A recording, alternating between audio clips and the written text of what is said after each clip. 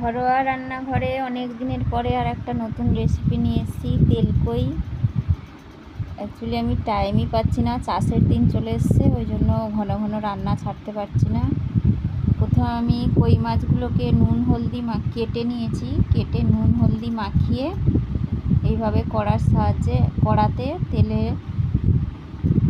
আমার কই মাছগুলো কিন্তু ছোট ছোট, তোমরা বড় বড় কই মাছ পেলে বড় বড় কই মাছ দিয়ে করো। আমার কাছে যেরকম সাইজের ছিল সেভাবেই আমি কই মাছগুলোকে কিন্তু তেলের মধ্যে দিয়ে এইভাবে অনেকক্ষণ ধরে নাড়তে হবে, না হলে কিন্তু কই মাছ বেঁকে একদম ধনুকের মতন হয়ে যায়, তখন ভাজতে খুবই অসুবিধা হয়। আর এইভাবে অনেকক্ষণ তেলের মধ্যে নেড়ে নেড়ে নিলে কি হয়, কই মাছগুলো সোজা হয়ে যায়। এবারে কই মাছগুলো এইভাবে উল্টে পিল্টে ভালো করে তেলে ভেজে নিতে হবে, লাল লাল করে। মাছগুলো আমার ভাজা হয়ে গেছে, আমি এবার মাছগুলোকে তুলে নেব। দেখো, আমি কিন্তু বেশি ছাঁকা তেলে মাছ ভাজি না, তোমরা সবাই জানো আমি অল্প তেলের মধ্যে দিয়ে এইভাবে মাছ ভাজি। এবার আমি কড়ার মধ্যে, ওই গরম কড়ায় আর একটু, এই রান্নাটা কিন্তু সর্ষের তেলেই করতে হবে। তার মধ্যে আমি 5 ফোড়ন দিয়ে দিলাম ফোড়ন হিসেবে।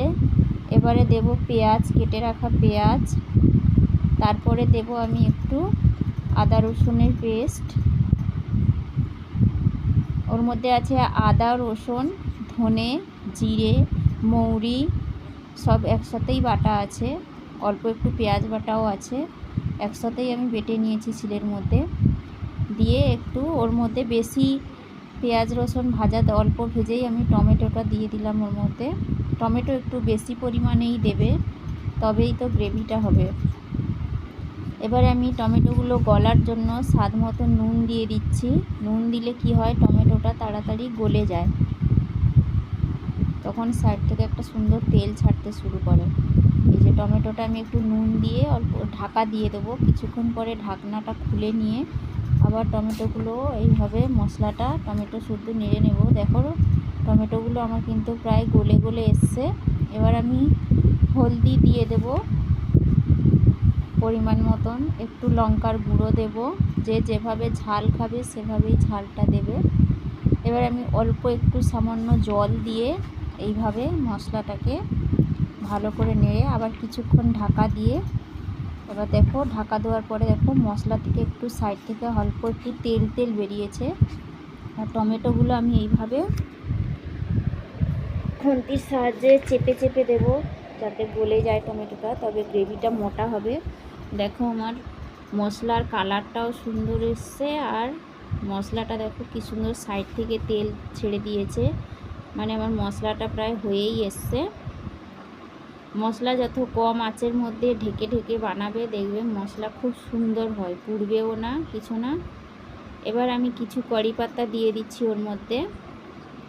কারি পাতাটা অপশন নয়, যার থাকবে দেবে, না থাকলে না দেবে। আমি এবার কিছু কাঁচা লঙ্কা চেলা করে ওর মধ্যে দিয়ে দিচ্ছি।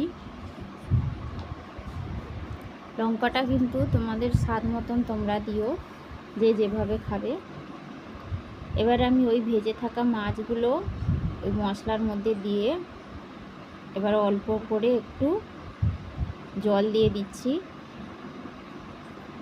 এই যে দেখো, জলটা কিন্তু অল্পই দেবে, বেশি দেওয়ার দরকার নেই, যেহেতু তেলকই হবে, মাখা মাখাই হবে, ওটা বেশি ঝোল রাখার দরকার নেই।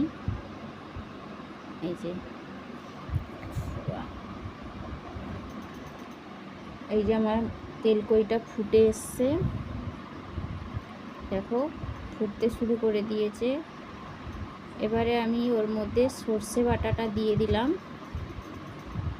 এই যে সর্ষে বাটা দিয়ে একটু এদিক ওদিক নেড়ে দিতে হবে। আমার কই মাছগুলো কিন্তু খুবই ছোটই, তোমরা চাইলে বড় বড় কই মাছ নিয়ে আসবে। আমার কাছে যতটাই ছিল, যেরকম সাইজের ছিল আমি সেই রকমই বানিয়েছি।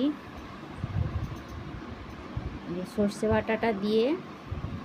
বাটা দিয়ে কিন্তু বেশিক্ষণ ফোটানোর দরকার নেই। এবার আমার হয়ে গেছে, এর মধ্যে আমি এবারে সর্ষের তেলটা উপর থেকে দিয়ে দেব, তবেই হবে তেলকই। এটার মানেই হচ্ছে তেলকই।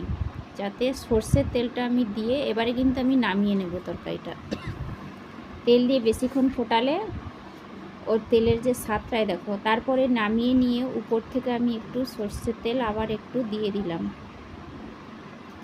দেখো, এই দেখো কি সুন্দর টেস্টি, মজাদার, কালারফুল তেলকই ঘরে বানিয়েও